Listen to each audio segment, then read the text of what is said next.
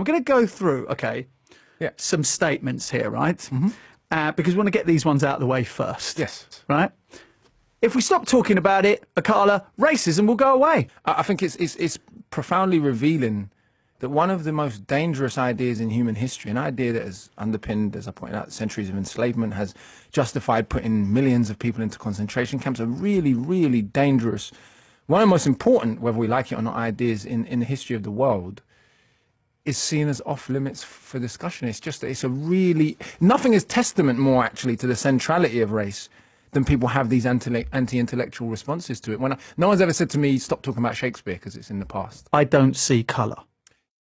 The historical stereotypes or stigmas placed on colour is the problem, not the existence of colour itself.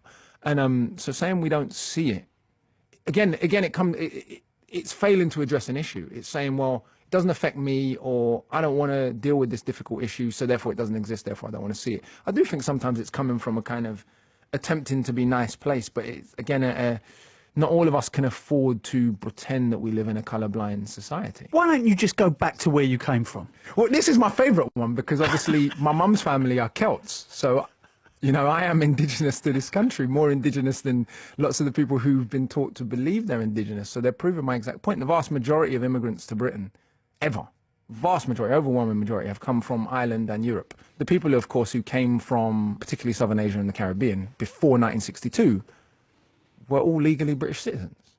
So they weren't immigrants, one.